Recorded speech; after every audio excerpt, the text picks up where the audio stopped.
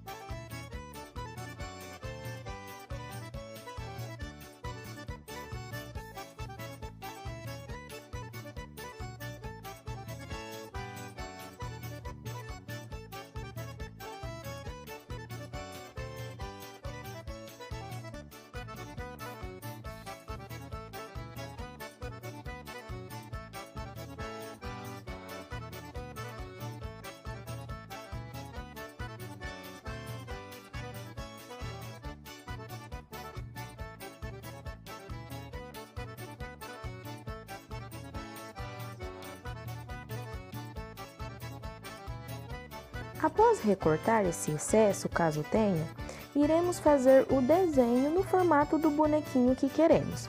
No meu caso, como a ideia é um bonequinho no estilo de festa junina, irei desenhar como se ele estivesse com um chapéuzinho na cabeça.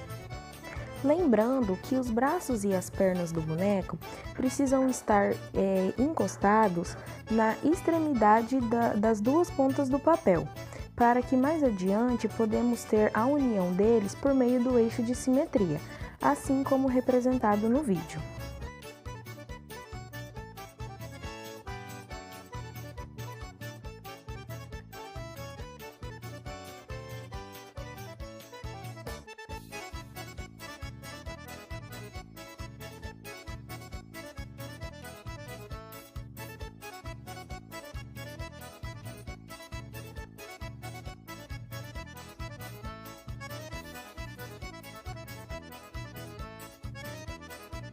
Como mostrado, não podemos recortar as laterais da folha sulfite, pois logo adiante ali estará o nosso eixo de simetria.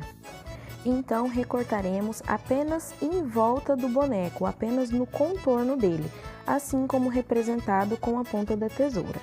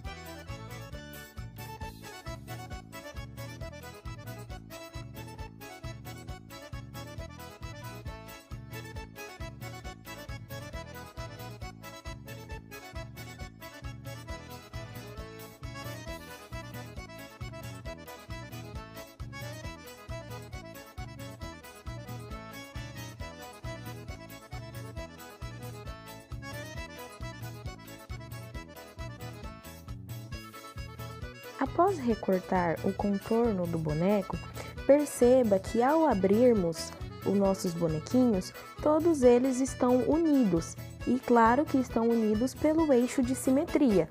Logo, respeitamos, este eixo e então todos os bonecos ficaram unidos. Perceba também que todos os bonecos possuem o mesmo formato, a mesma dimensão, a mesma proporção. Ou seja, como explicado anteriormente, todas as partes se coincidem perfeitamente. E o que será que acontece quando não respeitamos o eixo de simetria? Você sabe me dizer? Tenho aqui agora o mesmo desenho do boneco que foi feito nos mesmos passos que eu mostrei agora há pouco. Neste momento, iremos agora recortar o eixo de simetria, ou seja, como eu disse anteriormente que o eixo de simetria está presente na união das mãos e dos pés do nosso boneco, ou seja, nas laterais da nossa folha, eu irei recortar todo ele por completo, tanto o eixo de simetria como o contorno do boneco, e vamos ver o que acontece.